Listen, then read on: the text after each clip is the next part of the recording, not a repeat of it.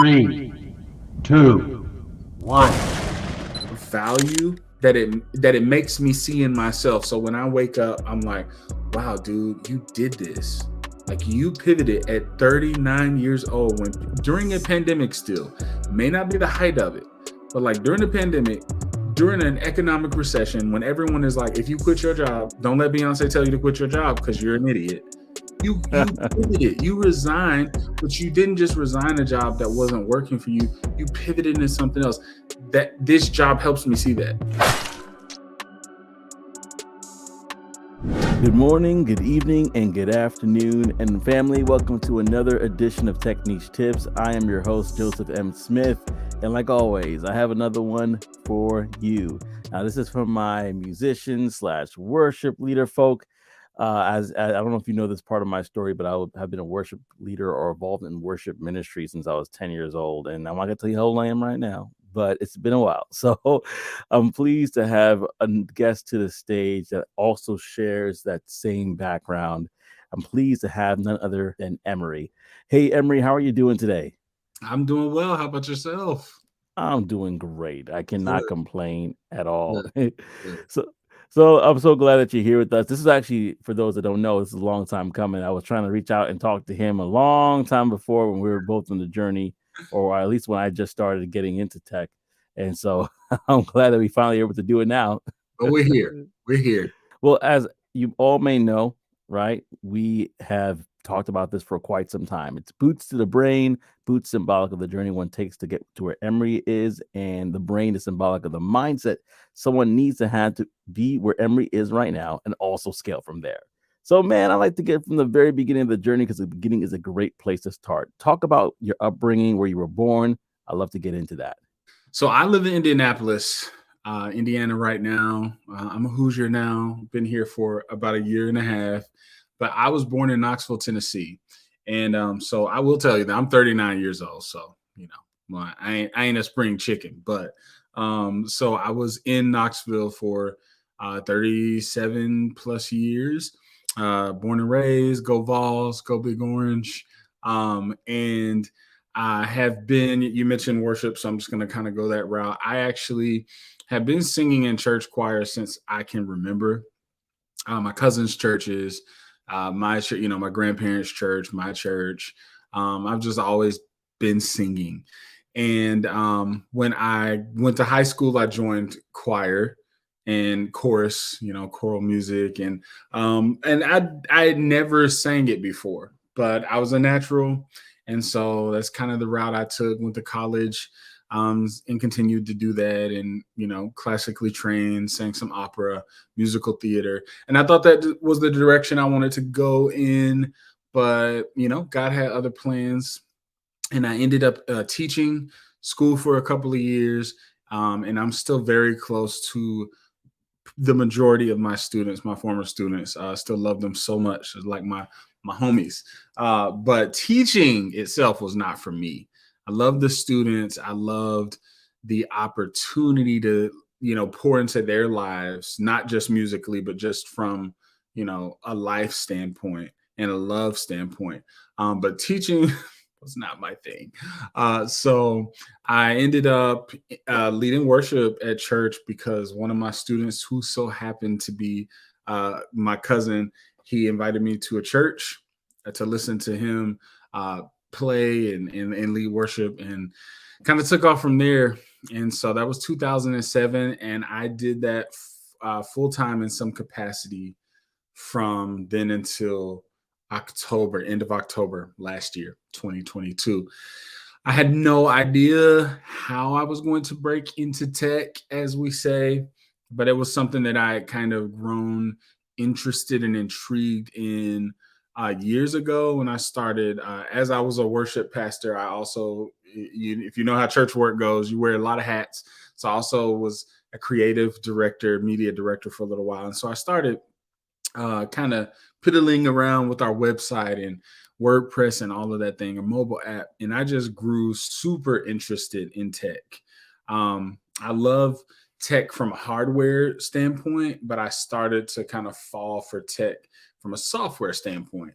And so last year, when I realized that church work and just the rhythm of church work was not working for my family. And I'm married to my beautiful queen, and we have a 4-year-old little prince. And I just realized that the rhythm was not working anymore for our family.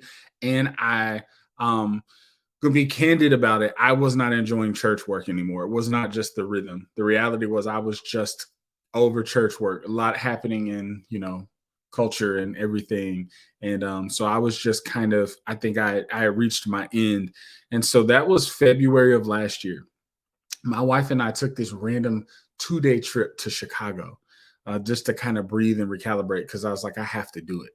And we do it. And while I'm there, I decide, you know what? I'm going to teach myself how to code. I'm going to learn how to code. People do it all the time. YouTube videos, all these websites. I'm just going to do that.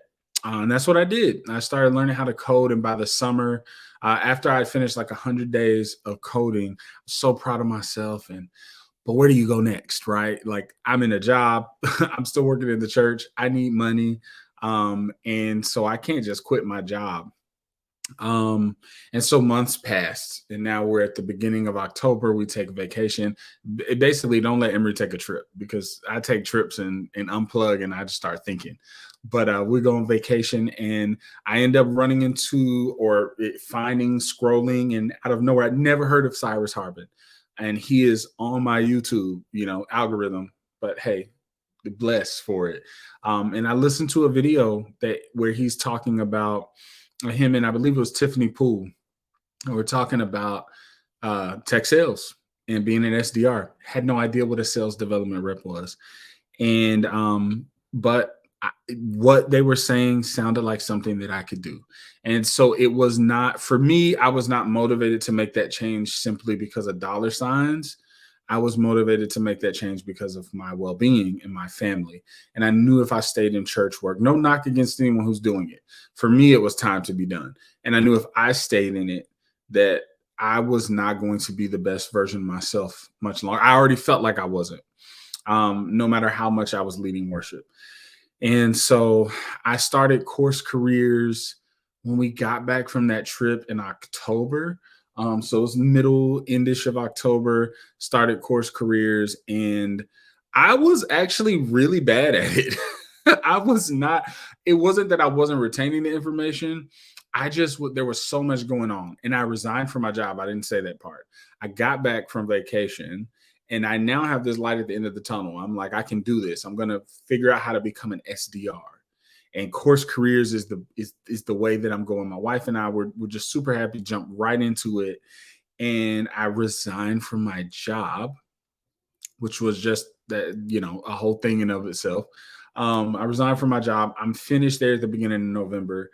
And now I've got this time to just sit with Course Careers and learn how to be an SDR and get a job, but I don't do it immediately. I think it's because I was kind of psyching myself out. And so it's another story for another day, but I just kind of piddle at it every, few weeks. And I'm like, oh, I took a week off from this, and I'm trying to build my LinkedIn, community or join the LinkedIn community and really be present.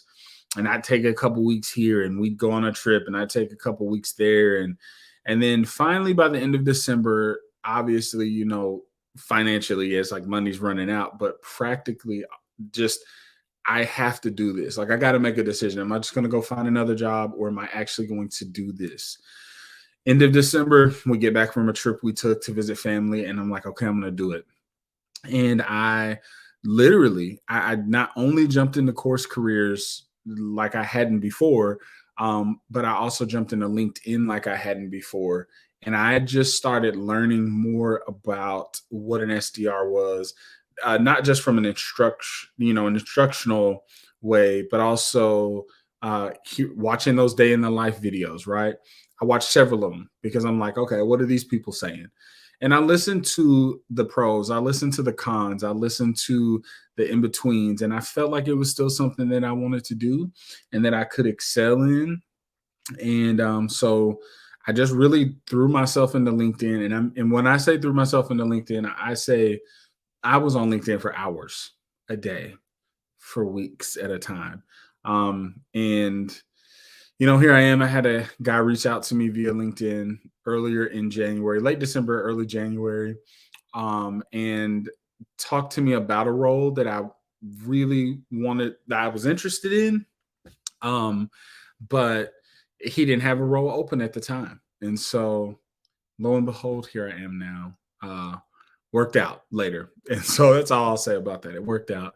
There are other stuff that went on in between that, but yeah. So here I am now. I'm going into week 3 of being an SDR and learning a lot with an amazing company, and that I love the product, but I also just love the company culture. And that's not something that I've been able to say for a really long time. Hey there, thank you so much for watching this video. This video is actually sponsored by Course Careers. So whether you're interested in breaking in as a tech sales representative, if you're interested in actually doing IT or digital marketing, not only do they have free introductory courses for you right now, go to the description and check that out, but they also have $50 off that you could get through me, Joseph50. That's right, $50 off through Joseph50. So if you're interested in getting into that course, any which one, whether it's, again, tech sales, IT, or digital marketing, look no further. Go down to the description below, click on the link, and sign up right now. What are you waiting for? Hey, man.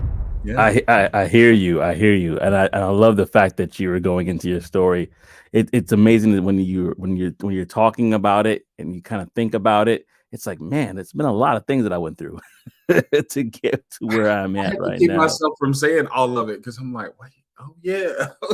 This is the first time I've ever recorded this. I just, so you know, oh yeah, it won't be the last. It won't be the last. But what I would say is this: I love to peel back the onion. So let's go back to that musical point, because there's a lot of people similar to myself who have worked in church, either a full-time capacity or a part-time capacity, who have even been volunteers at church or whatever the case may be. I want to kind of pull back and let's talk about the music ministry aspect of it. And then we'll talk a little bit about the church, working in church aspect, which is a whole different beast, as we both probably know. But musically, that's the part that I love to talk about right away, because did you always have a desire to work in church, or was that something that you kind of fell into? Because I wanted to get a little bit more about that. Woo! Fell into it. Okay. All the way. I have always loved church. There was something about church that was just my safe space, right? Even before I would say I knew Jesus myself, before I had a personal relationship with Christ, and I was just around my grandparents and my moms and my aunts' relationships, my cousins. There was something so safe about church. And specifically, this is going to sound silly, but stained glass. Like if you put me in a room with stained glass, a house, a church building, whatever, there was just this sense of safety that came over, and who knows what that comes from. I got my theories, but yeah, there was just a sense of safety. So I loved being in church. And from the time that I could walk and talk, I would pick up Bibles and I would run around. And my grandmother, who's no longer with us, but she'd say, "You're going to be a preacher one day." And of course, as a kid, you're like, yeah, right. I'm not like all the preachers I saw were these old men who whooped and hollered, and I was like, yeah, it's not gonna be me. But I think I see some of what she was saying now, and I think I always had leadership qualities, and I think some of them were innate, but some of them were grown through the church. And so church was not just safe, like my safe space, but it was my family. Actual family members, but also people who were just family. But I never saw myself working in it. And fought singing in church for years. Like I sang in church, but actually singing in church and leading worship, I fought that for years. And so when I was, I grew up AME, Bethel AME, right in Knoxville, Tennessee. And when I was sing a song, I just kind of sang it, and then I went back to my pew. Like I wasn't leading songs back then, right? It was just singing. And I did that on purpose because I was honestly afraid of what was going to happen on the other side of this opening up and saying, okay, God, use me in this way. But then after college and connecting with not just choral music, but classical music is another space that I consider home for myself. Learning in college, learning about Black artists like Paul Robeson and Marian Anderson and Leontine Price, Jesse Norman, like all of these Black artists, classical and operatic voices who not just were musicians, but I believe they were prophets. I believe they were preachers, Mm, and they did it through the avenue and through the vehicle of music. And as I learned about them, not just their voices, but I learned their stories when I got to college. I realized that that it was okay for a Black man to like classical music. And yeah. before it was so taboo. And like, even my friends in high school would be like, that's so lame, dude. And I kind of thought it was lame. I did it, but I thought it was lame too. And then I got to college and realized like there were these people that went before me, these ancestors that went before me, that were laying the groundwork for me to even hold the microphone and be acknowledged. And so, how dare I be ashamed of classical music or opera or choral music? I'm going to sing it until you can hear it, right? Until I can't sing anymore. And so I was so comfortable with that. And but getting out of college and going into church, 2007 was when I say I really kind of had my awakening into leading worship. And that's because the choir director, Joe Carter, shout out to Joe Carter, man, he pushed me out there one day. He was like, okay, you're going to lead this song, Alpha and Omega by Israel. You're going Hmm. to lead this song. And boom, there it is. And I led it. And I was just like, okay, I'm done. I'm going to go sit down. And then he kept playing. And I had this feeling. And I was like, oh my God, I feel something, but I don't know what to do. And I'm done. The song's over. Like Let the it's spirit over. use you. Yeah. And that's what happened. And that's what continued to happen. So that's how I kind of got into that. And I got invited to sing in a church, and they eventually asked me to come on as their worship pastor. But no, long story longer. No, I did not. I did not want to work in church, nor did I ever see myself working in church. But we can't always see what's best for us. So Yeah, yeah. no, that's absolutely true. We don't always see what's best for us, but one thing that I think that we can say is that as life continues to unfold, we do find things that we are like, wow, I didn't know that that was going to work out, but it does. And for you, you might look at our stories, specifically Emery's, and say, wow, I didn't know that tech was going to unfold in that way and work out for him. It can for you as well. And being both course career students and me being affiliate course careers, I definitely have to testify that it is a great program. So Yes, you go ahead, look at the description below. There's a link right there for you where you can find out more about the tech sales program, digital marketing, as well as IT, believe it or not. Mhm. And so you definitely want to say, hey, if this could work for Emory, if this could work for Joseph, this might be able to work for me as well. Yeah. Now, you talked about college, and I actually studied in my undergrad. I did study classical music as well in Mhm. school, and so it's so funny when you're exposed to it, then Mhm. you start to get an appreciation for the Jesse Normans and for those that are really these amazing singers and the stories that are being conveyed through the music. Now, talking about exposure, being exposed to being a part of a church and singing versus to Mhm. being on the other side as being a staff member, it's totally two different sides of that Correct. coin. So without, of course, keeping everything nice and but could you talk a little bit about what you learned working on staff at a church and how that impacted you in regards to just moving into tech, things of that nature? Like, what perspective do you have now that you work in church full time? Um, so church work is hard work. And I think that's something I didn't know. And I still would have family members, even to, up until when I resigned last year, say, man, like, y'all really have that much to do in church? We do. There's a lot that goes into making Sundays happen. Um, and so I think when I look at how church and tech, like how that's even lining up, I think one of the things, first, hard work. It just taught me to be a much harder worker and I thought I had a decent work ethic. My grandfather instilled that into me, but I learned getting into church work that I had not even breached the the shallow end. there's so much hard work that goes into making church services happen. And it's because you're kind of adminning talent, but also people and their schedules, volunteers and their schedules and their talent levels. And you're trying to put all of that together and making it this safe space on Sunday mornings or whenever your services are, right?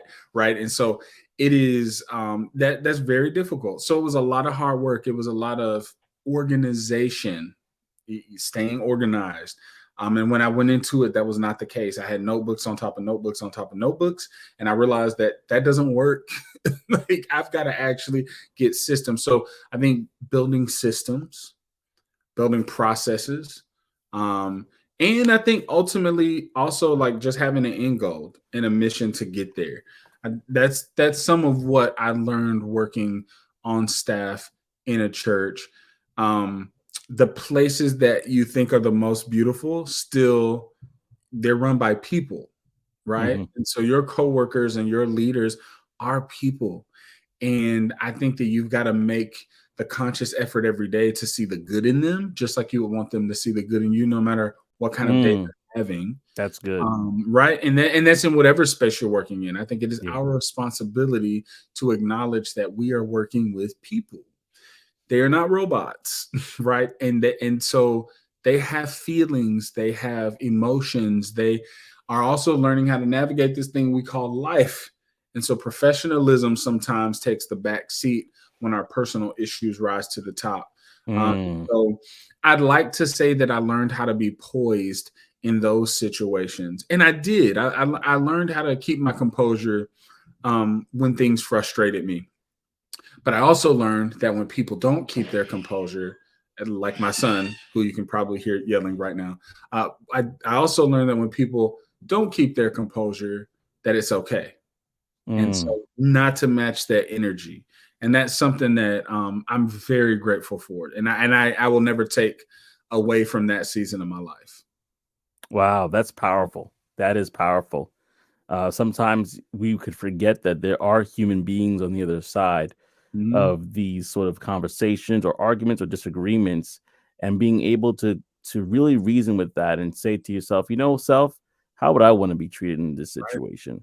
Right. That's a tool that we definitely can use, especially going into tech sales. And so you are not you when you ended your conversation initially, or I should say when you ended talking about your journey initially, you talked about how you landed the job. Congratulations to you. You. Thank you. Thank you. If Absolutely. yeah. Let me go back because you did mention this. You said your grandfather passed away, Mhm. correct?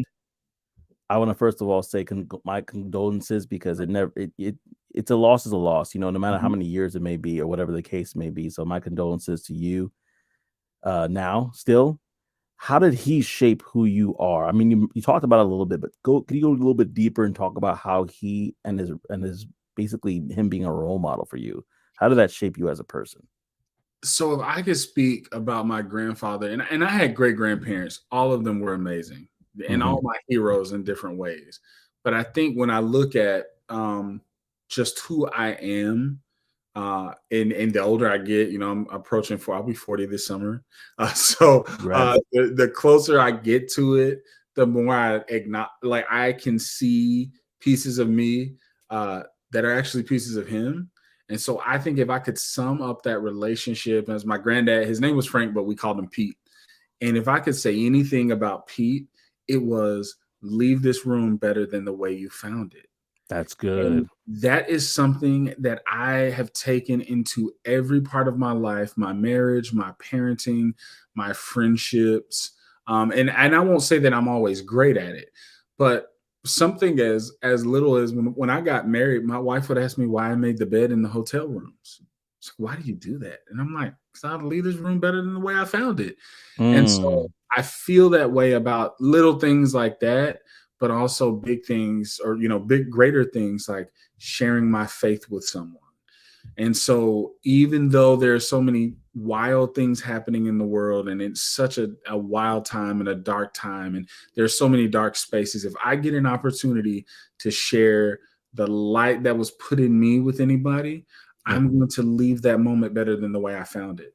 And that doesn't mean that I'm going to be pushy or that. And I take that into sales as well, into my Yeah. job. Now I say that because, I'm starting week 3. So I've only been on the phone for a couple of days, but even in those times, making sure that my tone and my approach to these conversations were better than these people are going to leave potentially better than the way I found them. So that was really I think everything he taught me, all of the times he reprimanded me, all the times he celebrated me. I can't say that there was ever a time that the root of it was because I wasn't leaving something better than the way I found it. So yeah, that would be it.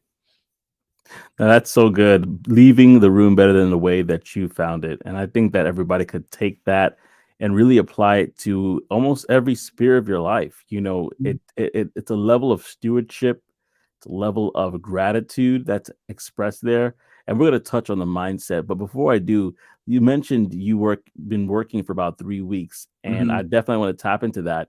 Now, let's talk about a day in your life. I know it's just started. I know you went through training and things like that. Mhm. Now that you're working in the field, can you talk about a day in the life of Emory as an SDR? Yeah. So I'm still in training because our training is 30 days. So as I'm still training and onboarding, my days are going to look a little bit different than maybe when I get like started, on my own. But yeah, days are waking up. I try to make sure to have a moment of, I have mindfulness meditation, whatever you want to call it. My days specifically starts wrangling my 4-year-old and helping my wife get him off to preschool. And then I sit down and, like I said, I try to have just time to breathe and think about what I'm getting myself into. And I don't say that in a negative way, but just kind of preparing. This is, meeting on top of meeting, meetings back to back, lunch.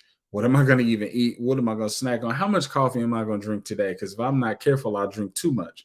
But I Mm. try to have a little bit of time to just kind of refocus, recalibrate.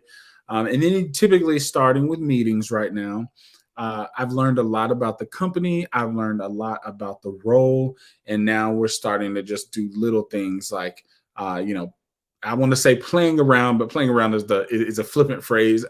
Learning the CRM and learning what good CRM hygiene looks like, and how to stay organized and things of that nature. And so we're doing a lot of that, and then usually have a couple of call blocks throughout the day. I'm moving so much slower on the phones than I thought I would, because I thought it was just going to be a blitz. But because I'm so new to it, like 2 days new, I'm still very much so like, okay, did I hang the phone up before I take a breath? So I'm like, what? Click, click. Okay, it's off. It's off. Moving on to the next task. But now I'm putting my notes in, and so right now, for me, there's still a lot of self-discovery in that. How am I going to get this to where I can blitz through it a little quicker? Not to say I'm trying to blitz past people, but I want to see my numbers get up.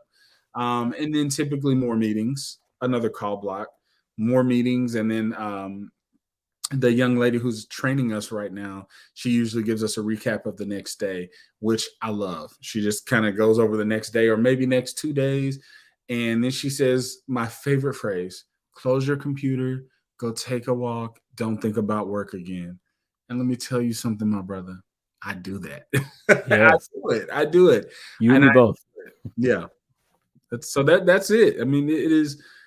Yeah, and it's probably a simplified version, but that's about it. No, that's great. And I think that you actually gave me another question, because I could really kind of sense this with you. Mhm, You could you talk about the difference from not working in tech, mhm. even though you've been there for a few days, or a couple of weeks, I should say, to now working in tech? How different of an environment are those two areas from your past work experience to where you're working now? I'm gonna say a phrase that I may have put on LinkedIn, but I don't think I put it on any other social media because I don't want the people to come at me, because they'll come at you, right, bro?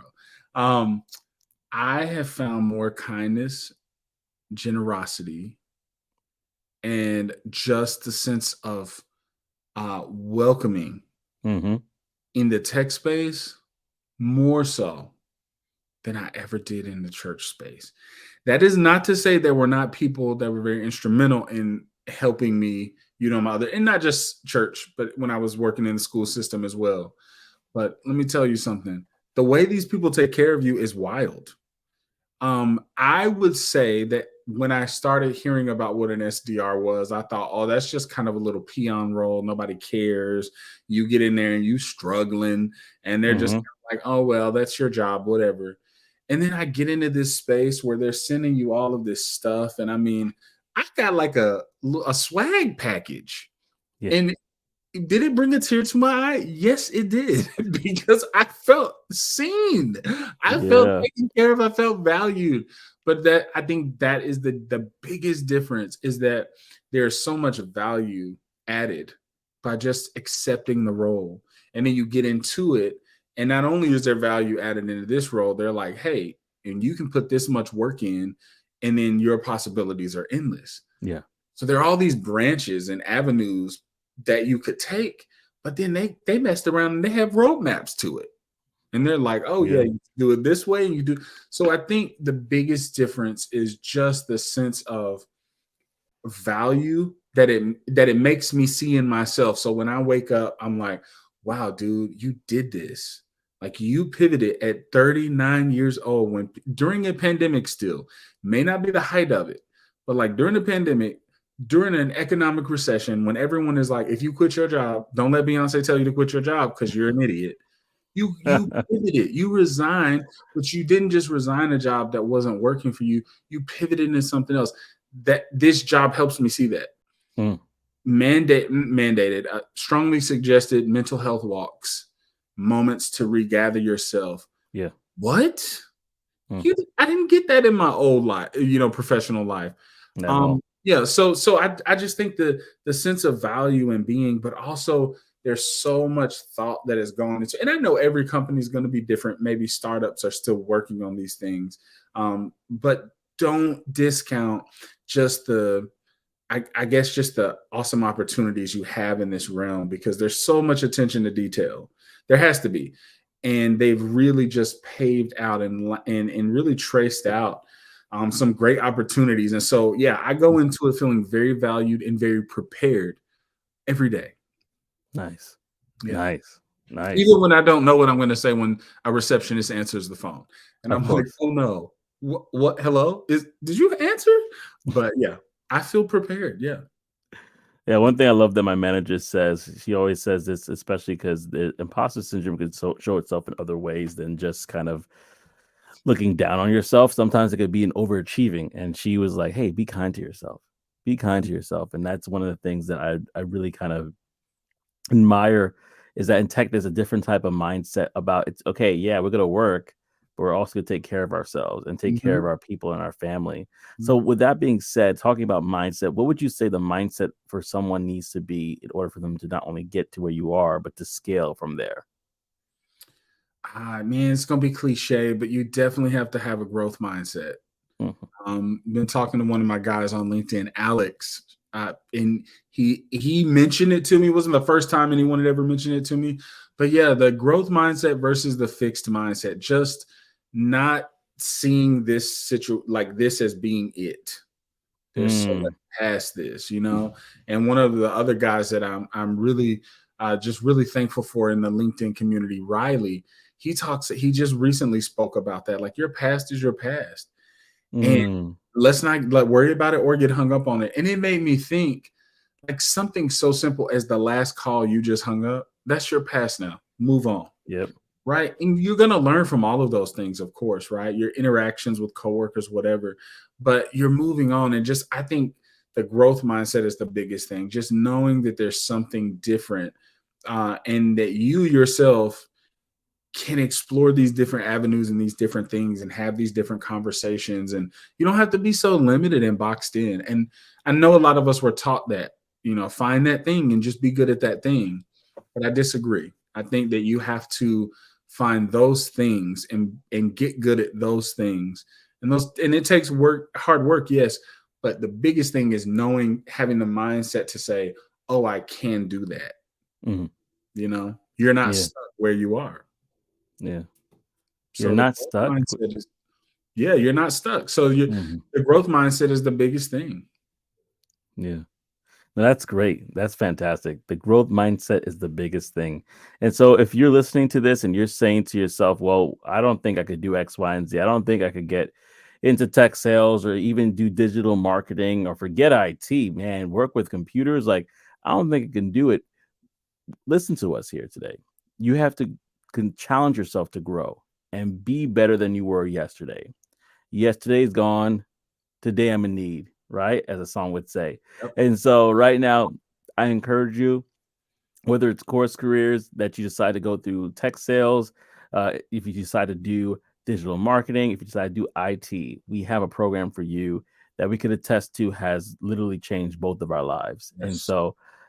And so this has been a great conversation. I might have Emory back again so we can follow up and see how things are looking a year or 2 years from Do it. now as he's Let's do it. grown. So I think this is going to be a great conversation to do a recap on. And again, this has been great. So thank you, Emory, for taking Thank the you. time. Thank you. Absolutely. Appreciate it. Absolutely. No problem, man. Until next time, everybody, I hope to see you on the other side. Take care, family.